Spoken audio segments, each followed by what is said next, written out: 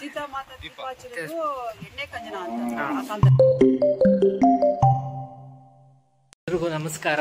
ಇವತ್ತಿನ ವ್ಲಾಗಿನ ವಿಶೇಷ ಏನಂದರೆ, ಇವತ್ತು ನಾನು ಕೈಲಾಸಗಿರಿ ಪರ್ವತಕ್ಕೆ ಹೋಗ್ತಾ ಇದ್ದೀನಿ. ನಾನು ಹೋಗ್ತಲ್ಲ, ನಮ್ಮ ಫ್ರೆಂಡ್ ಒಬ್ಬರು ಕಿರಣ್ ಅಂತ, ಅವ್ರು 2 ವಾರದಿಂದ ಕೇಳ್ತಾನೆ ಇದ್ರು ಬಾ ಹೋಗೋಣ ಅಂತ. ಸೊ ಇವತ್ತು ಹೋಗ್ತಾ ಇದ್ದೀನಿ. ಲಾಸ್ಟ್ ವೀಕು ಹೋಗೋಕ್ಕಾಗಲಿಲ್ಲ, ಊರಿಗೆ ಹೋಗಿದ್ದೆ ನಾನು. ಅದ್ರ ಲಾಸ್ಟ್ ವೀಕು 2 ಡೇಸ್ ಕೇಳಿದ್ರು ಅವರು, ನಾನು ಹುಷಾರಿರಲಿಲ್ಲ ಅವತ್ತು. ಸೊ ಅದಕ್ಕೆ ಇವತ್ತು ಹೋಗ್ತಾ ಇದ್ದೀನಿ. ಇಲ್ಲೇ ಇದ್ದಾರೆ, ಹೊರಟಿದ್ದೀವಿ ಈಗ ಬೈಕಲ್ಲಿ. ಕಿರಣ್ ಅಂತ ಹೇಳ್ತಿದ್ದಾರೆ, ಅನ್ಸಿಲ್ಲ ಅಲ್ಲಿ ಕ್ಯಾಮ್ರಾಗೆ. ನೀವು ನನ್ನ ಡ್ರೈವರ್ ಯಾವಾಗ ಇವ್ರೇನೆ. ನಾನು ಎಲ್ಲೇ ಹೋಗ್ಬೇಕು ಅಂದರು, ನಾವೆಲ್ಲೇ ಹೋಗ್ಬೇಕು ಅಂದ್ರೂ ನನಗೆ ಡ್ರೈವರ್ ಯಾವಾಗಲೂ ಇವರೇನೆ. ಯಾಕಂದರೆ ನನಗೆ ಬೇರೆ ಗಾಡಿ ಓಡ್ಸೋಕ್ಕೆ ಬರಲ್ಲ, ಆದ್ದರಿಂದ ನನಗೆ ಯಾವಾಗಲೂ ಇವರೇ ಡ್ರೈವರ್. ಹೇಳಿ, ಇವಾಗ ಹೇಳಿ, ಜೋರಾಗಿ ಹೇಳಿ. ಹೇಳಿದ್ರಲ್ಲ ಎಲ್ಲೇ ನಾನೇ ಕರ್ಕೊಂಡು ಹೋಗೋದು, ಇವನಂತೂ ನಮ್ಮೆಲ್ಲೂ ಕರೆಯೋಲ್ಲ. ಅದಕ್ಕೆ ನಾನೆಲ್ಲ ಕರೆಯೋದಿಲ್ಲ, ನನ್ನ ಕರೆದ್ರೆ ನಾನು ಎಲ್ಲ ಕಡೆ ಹೋಗ್ತೀನಿ. ಏನಪ್ಪ ಅಂದರೆ 89 ಕಿಲೋಮೀಟರ್ಸ್ ಇದೆ ಕೈಲಾಸಗಿರಿ ಪರ್ವತದಿಂದ.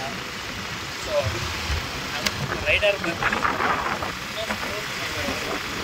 ಆರಾಮಾಗಿ ಪೀಸಾಗಿ ಕರ್ಕೊಂಡು ಹೋಗ್ತಾರೆ. ಈ ವೆದರ್ನು ನಿಧಾನಕ್ಕೂ ತುಂಬ ಎಂಜಾಯ್ ಮಾಡ್ಕೊಂಡು ಹೋಗ್ಬೋದು.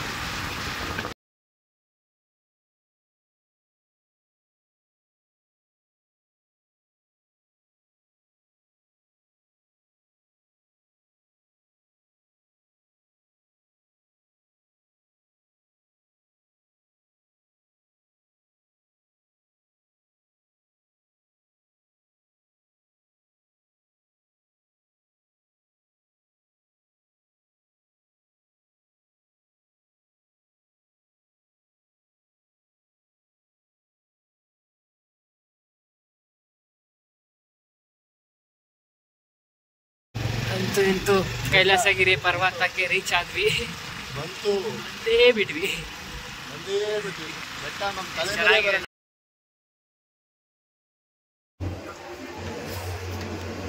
ಈಗ ದೇವಸ್ಥಾನದ ಒಳಗಡೆ ಹೋಗ್ತಾ ಇದೀವಿ.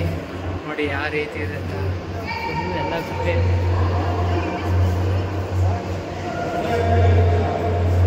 ಗುಹೆ ಒಳಗಡೆನೆ ದೇವಸ್ಥಾನ ಇರೋದು.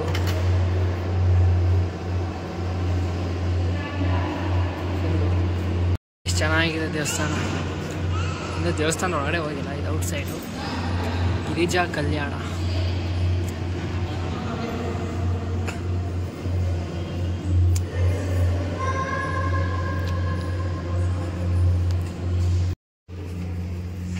ವಿಡಿಯೋ ಮಾಡೋಕ್ಕೆ ಬಿಡ್ತಾ ಇಲ್ಲ. ಎಲ್ಲ ತುಂಬ ಚೆನ್ನಾಗಿತ್ತು. ಇನ್ನು ಕನ್ಸ್ಟ್ರಕ್ಷನ್ ಎಲ್ಲ ಆಗ್ತಾ ಇದೆ. ಹಿಂದೆ ನೋಡ್ತಾ ಇರ್ಬೋದು, ತುಂಬ ಚೆನ್ನಾಗಿ ಮಾಡಿದ್ದಾರೆ ದೇವಸ್ಥಾನ.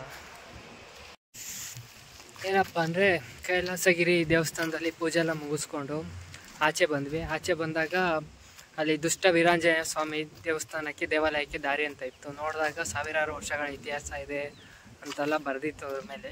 ಸೊ ಆ ದೇವಸ್ಥಾನಕ್ಕೆ ಹೋಗ್ತೀವಿ, ಅದೇ ಬೆಟ್ಟದಲ್ಲಿ ಇರೋದು. ಸೊ ಆ ದೇವಸ್ಥಾನಕ್ಕೆ ಹೋಗ್ಬೇಕಾದ್ರೆ ಇಲ್ಲೊಂದು ವ್ಯೂ ಕಾಣಿಸ್ತಾ ಇದೆ, ತೋರಿಸ್ತೀನಿ ತಡೀರಿ. ನೋಡಿ ಎಷ್ಟು ಚೆನ್ನಾಗಿದೆ ವ್ಯೂ.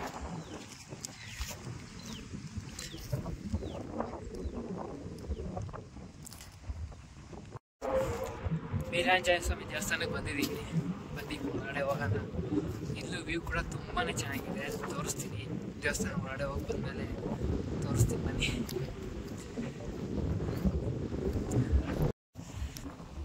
ಅಂಬಾಜಿರಾವ್ ಅನ್ನೋ ರಾಜ ಈ ದೇವಸ್ಥಾನ ಪ್ರತಿಷ್ಠಾಪನೆ ಮಾಡಿದಂತೆ. ಇಲ್ಲಿ 1700 ವರ್ಷದ ಇತಿಹಾಸ ಇದೆ ಅಂತೆ ಈ ದೇವಸ್ಥಾನಕ್ಕೆ. ಚೆನ್ನಾಗಿದೆ ದೇವಸ್ಥಾನ, ವ್ಯೂ ಕೂಡ ಚೆನ್ನಾಗಿದೆ. ಇಲ್ಲಿ ಬಂದು ನೋಡಿದ್ರೆ ಗೊತ್ತಾಗುತ್ತೆ ನಿಮಗೆ. ಏನಪ್ಪ ಅಂದರೆ ನನ್ನ ದುರಾದೃಷ್ಟ, ಯಾವ ದೇವಸ್ಥಾನದಲ್ಲೂ ವಿಡಿಯೋ ಮಾಡೋಕ್ಕೆ ಬಿಡ್ತಾ ಇಲ್ಲ. ನೋಡಿ, ಇದು ರಾಮನ ಮೂರ್ತಿ, ಆಂಜನೇಯ ಮತ್ತು ವ್ಯಾಸ ಮಹರ್ಷಿಗಳು ಅನ್ಕೋತೀನಿ. ಚೆನ್ನಾಗಿದೆ ಇಲ್ಲಿ.